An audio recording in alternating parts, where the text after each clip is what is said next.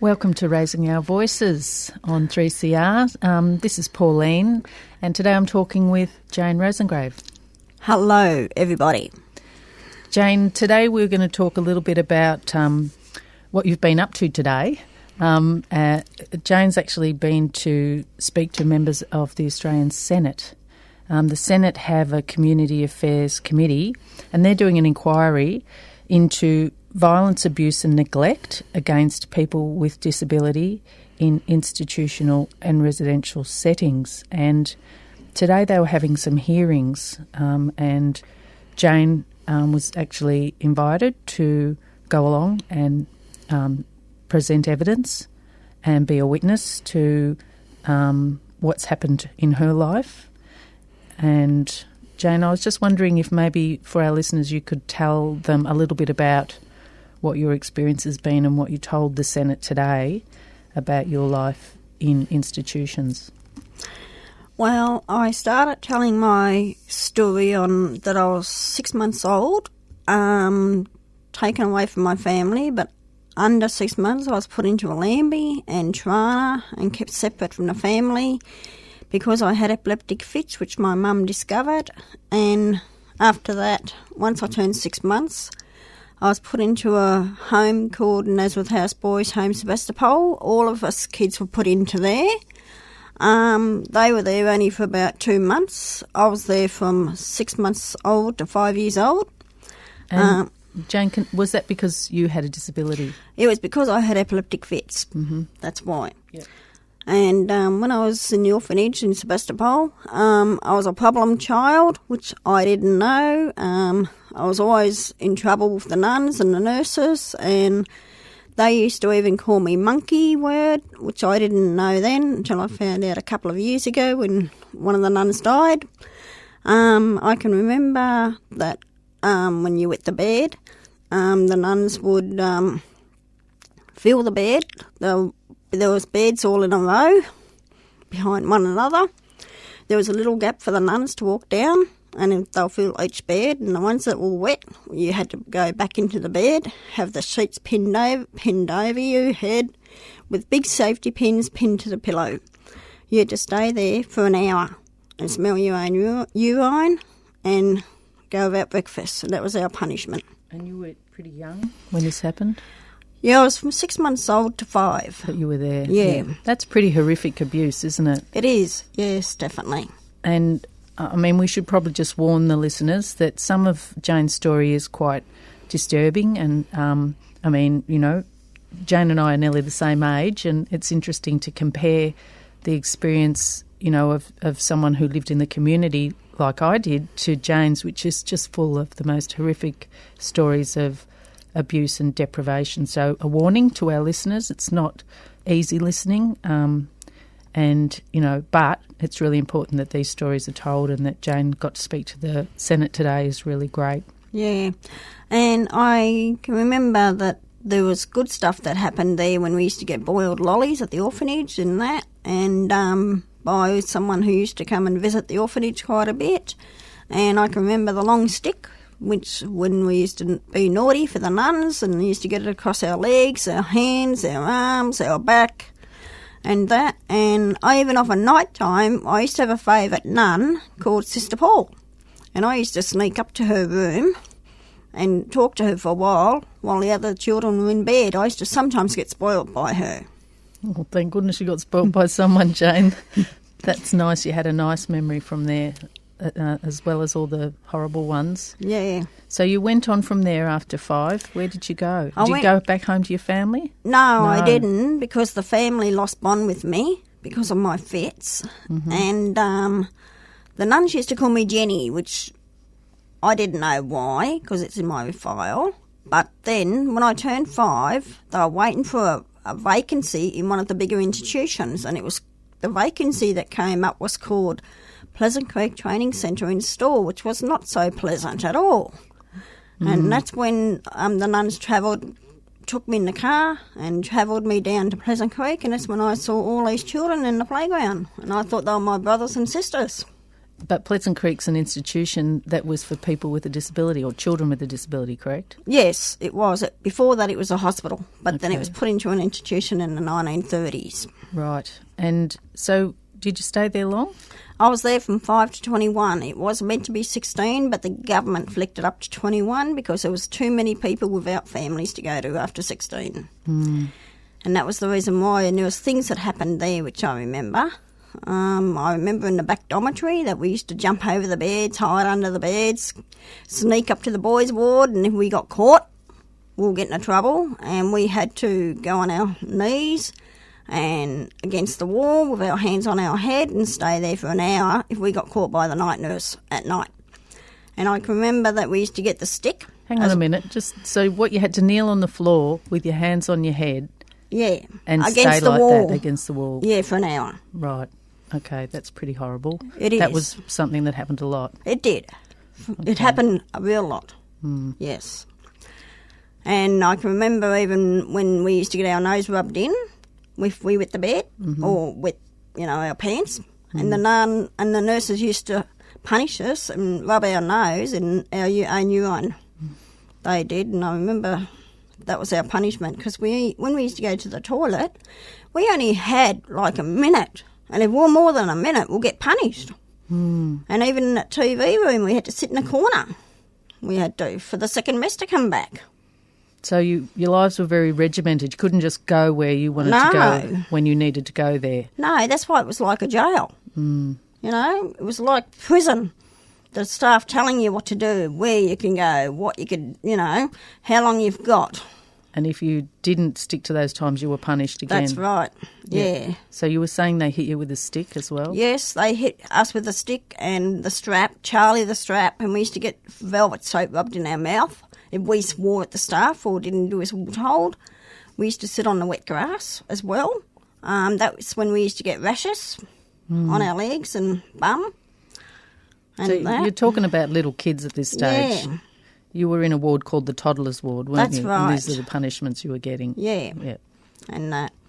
And I can remember that once you turn a certain age, like I was in toddlers from when I was 5 to 10, but we used to go to Portsea too, and I was sexually abused there by one of the staff members at the age of 6, which I didn't know what was right and what was wrong. No, you were only a little kid. That's right, yeah. No understanding of any of that, and staff were abusing the trust. That's right. That you had in them, and that I guess the government had in them too. That's right. Because this was a government-run institution. Yes, It was, because the government never checked these institutions. They just thought everything was being run smoothly, but it wasn't. They just thought that we were being treated right, but we weren't. No. There was a lot of physical abuse, sexually abuse that was going on behind closed doors, and I was one of them. And it's great that you're able to tell your story, but I imagine that you would have known lots of other kids there who had similar things done to them. Definitely, yeah, there was heaps of them that had sexually abused, and the boys too. That was sexually abused, physical abuse. Charlie the Strap, there used to be children that used to run away there. Did they? Oh, yeah, definitely. Got caught. They used to get caught, but one person didn't, because each car that went past, he would hide behind a tree. And when there's no cars, he keep going for walks, and then he went to the train line and kept walking and going to Melbourne. And then once he told his family what was going on, the family said, "You're not going back to that place again." Wow. So you didn't actually know you had a family, though, did you, for a long time? No, I didn't. No, because once I was 8 years old, I remember, one of the staff said to me in the dining room, "Oh, we've got some news for you, Jane. Do you know that your mum's just dead?" And that's when I discovered that there was a family that was out there that belonged to me, but before I was 8, I didn't know. They didn't come visit, you never saw them? No, because I thought the institution was my family, the staff, that was my mum and dad, the children, that was my brother and sisters, until I was 8, until I found out that I did have a family. You didn't find out until she died, though? That's right, yeah. And that. And then later on you found out you had brother and sisters, or half-brothers and sisters? Yeah, half-brothers and sisters, because the reason why they have my half-brothers and sisters, because I found out just recently, 5 years ago, that I'm Indigenous, which I'm proud of. and that my tribe's from the Yorta Yorta, and even for the Aboriginals that are out there who are listening, this is on behalf of them too, that they were stolen from their parents as well and taken away from their families, and they're put into institutions and orphanages, and they were even sexually abused and physical abuse too. So the people out there, this is for the Aboriginals, deadly. Do you think, Jane, that part of the reason was that you were an Aboriginal child and and because you had a disability, that why you were left in the institution? Yes, it was, because my mum knew who my dad was, but I didn't. You know, and that was another reason why I was put into the institution too, because my family just lost bond with me. Yep. They didn't want you, but partly the state said they couldn't look after That's you. right, yeah, because we were all unfed and untied, you know, kept nutty and all this, you know. Yeah. So, pretty rough life in the institutions by the sounds of it. What do you think, when you talk to the government today, they should do? Because there are still institutions open all around Australia, aren't there? Oh, definitely. There's still institutions that are open today all over Australia. And Victoria was the first ones to close their institutions, but there's still 3 open. And we just want these institutions to be closed in the whole of Australia and never, ever to be built again. Because I can imagine if the government lived in these institutions and if they were sexually abused and physical abuse, what we had to put up with, I can imagine. And if we swapped places and had the government living there and we live on the outside.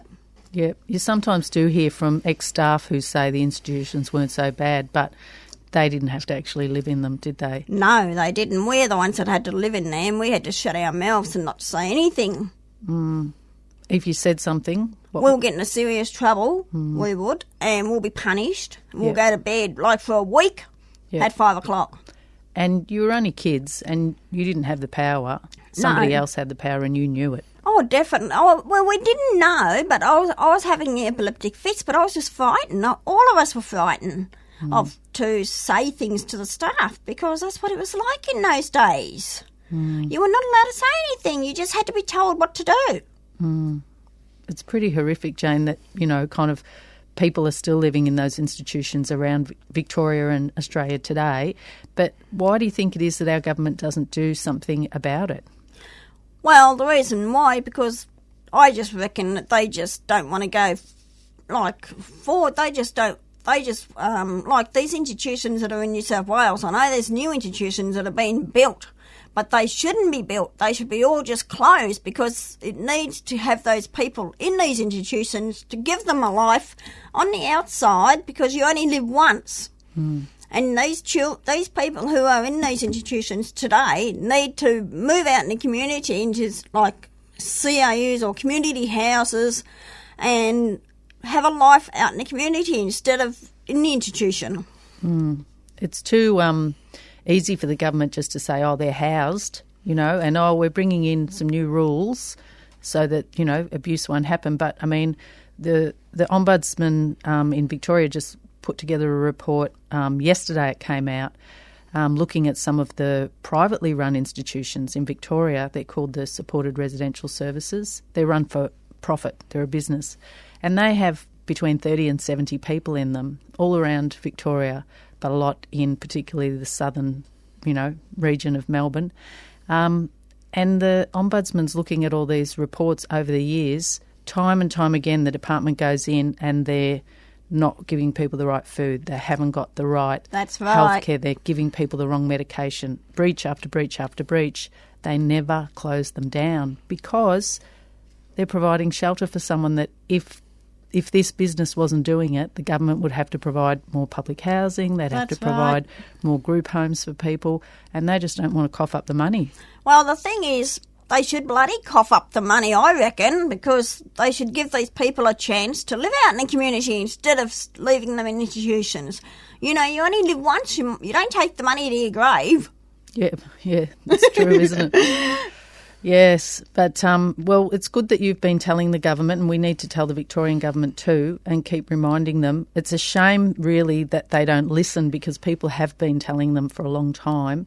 When I went to put my submission together for this inquiry, I found a a report into abuse in residential services that was done by the federal government in 1996. So that's nearly 20 years, isn't it? Yeah. And it was almost exactly the same things that they were looking at, terms of reference, almost exactly the same. All the evidence was presented and all the findings were that, they needed to change, to more small homes and having more regulations that were enforced.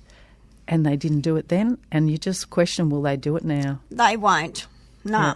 They just won't do it. I think part of it, Jane, is that it's not just Australia, but there's not an understanding of the value of people with a disability. It's discrimination, really. Oh, definitely it is, yes, because I reckon they're just taking the lazy way out, the government. That's why they aren't doing anything about it. Yep. Yeah, they'll have an inquiry every now and again and say, oh, well, we've done something. That's right. But just having the inquiry is just the beginning. It's a load of bullshit, sorry. Yeah. If they don't come up with action, it ends up just being a load of bullshit. I know I feel like going into the commission sometimes and just tearing up all the old inquiries and doing a dance on top of them because, they don't do anything with the outcomes. That's right. Like the government in those days when these institutions were open, even like today, they don't check these institutions to see how things are going. Like in my days, I never checked the institutions because I just thought that the staff were treating us like ordinary children. And we weren't being treated like ordinary children. There was too many sexually abuse, physical abuse going on. And then a couple of the people have been to jail anyway from where I was, an institution. I'm talking about the teacher and the staff, but there's heaps of other staff that sexually abuse children there. It's interesting because they are now checking a bit, like they have the community visitors who are volunteers that go in and check, but they write reports every year to Parliament, which Parliament ignores. So, they have the checking going on now to a certain extent, but they still don't follow through. So the Ombudsman's report was the same. They went and checked, and they've done it before, and they've put reports in before, but all their recommendations, they can't force the government to accept them. They can only recommend that they accept them, but the government has to actually take action, and this is where it falls over because they never do. Well, they aren't doing their bloody job, I reckon. They just probably look at the paper and then throw it in the bin and just forget all about it and get on to the more important stuff. Yeah, like keeping their place in Parliament. That's right. They think money's more important than closing these institutions down. Well, what about if they were lived in these institutions? And if they were sexually abused and physical abuse, what we had to put up with? I bet you they wouldn't like it. Well, that's the one good thing, Jane, about you going and telling your story to the Commission is that for a moment they have to sort of think about what it would be like to stand in your shoes. And I know they're not. They didn't grow up in those institutions like you did, but at least they hear from you what it was really like.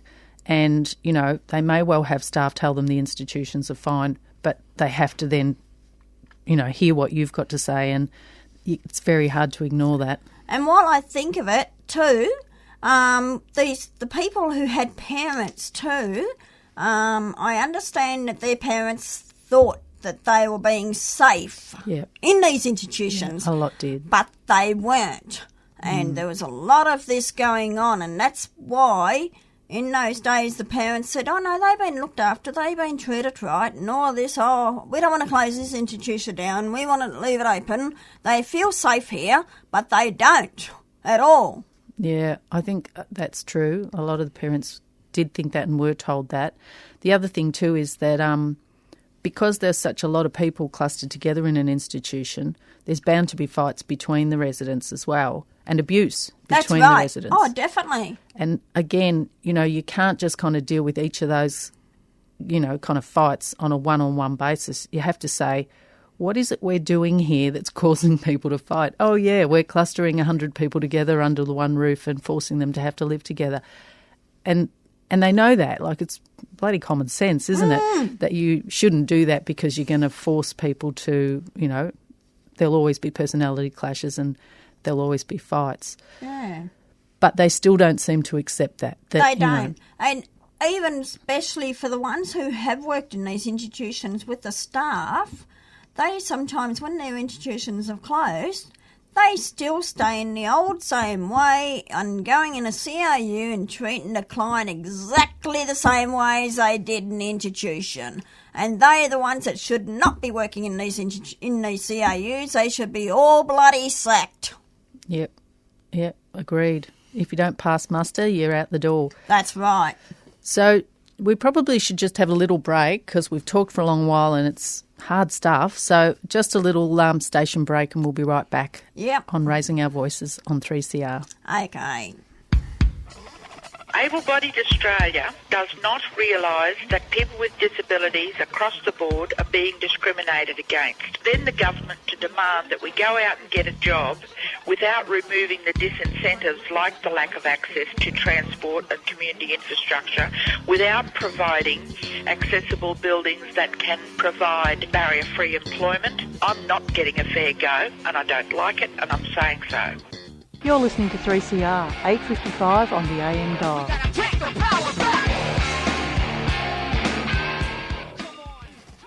Welcome back to Raising Our Voices on 3CR. Welcome back, 3CR on Raising Our Voices. Hey Jane, so you and I have been having a chat today about the inquiry into violence, abuse and neglect against people with disability in institutional and residential settings that the Senate of Australia are conducting, and that you presented evidence today of your own lived experience and, you know, all the abuse and the neglect that you suffered, and we're hoping that they'll learn from that experience, yes? Yes, that's if they will read read their stories. Did they give you a good hearing, do you think? Yeah, I think they did actually today. I just told them what I know about what happened in the institution and what the good things were and about the concerts and all this. And, and even with the Ararat prison when they used to come to the institution and play the bands and all that, I remember. I'm glad you had some happy moments. Yeah, well, there was. We used to have sports day and all that too, but, you know, that was, I'd say 3 times a year with the sports day on a weekend. And did you get any questions from them? Yeah, I got a couple of questions from the people who was listening. Yep. They wanted to know a bit about whether you ever complained, whether you told anyone. Well, you weren't allowed to complain in those days because if you did, you'd be in serious trouble yourself from a staff member.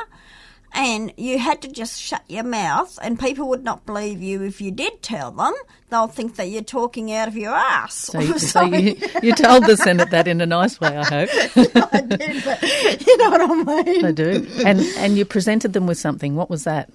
Oh, yeah, I presented them with the DVD called Hidden Lives, and it was telling other people's stories and my story of living in these institutions in those days on what it was like. Yeah, that's good because there's about 35 people in that particular DVD who obviously they only heard from you, so it's good if they hear other people's stories who couldn't be there today.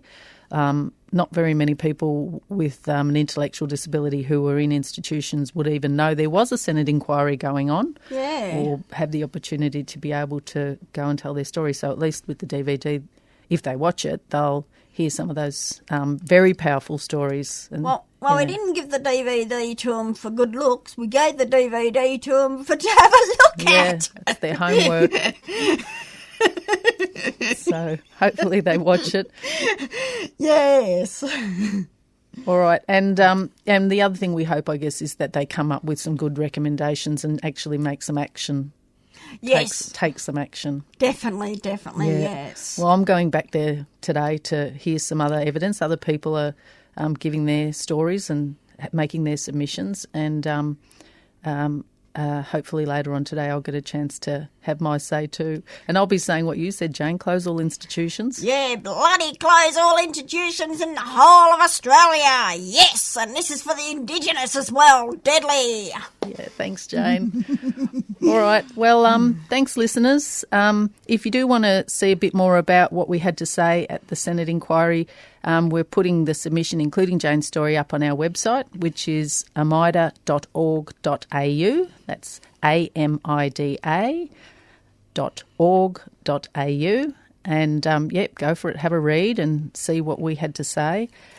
And if you ever need if you want any queries or comments about the story, you can contact a mitre on 96502722 or email us. We're happy to hear. Yeah, or if you ever want Jane to come out and do a talk to you about her story out wherever you are, I'll be willing to do it. Deadly. Yep, we can probably even get copies of that DVD Hidden Lives out to people too if they want. Yes. Yep. All right, well, listeners, don't forget to tune in again to Raising Our Voices in a month's time. We're always the second Wednesday of the month at 6 o'clock. So that's it for us. Yeah, see you later. And that's it for us. And thanks, everybody, and thanks, brothers and sisters. Yep. Bye. Up next is Tamil Voices. Yep. You've been listening to a 3CR podcast produced in the studios of independent community radio station 3CR in Melbourne, Australia. For more information, go to allthews.3cr.org.au.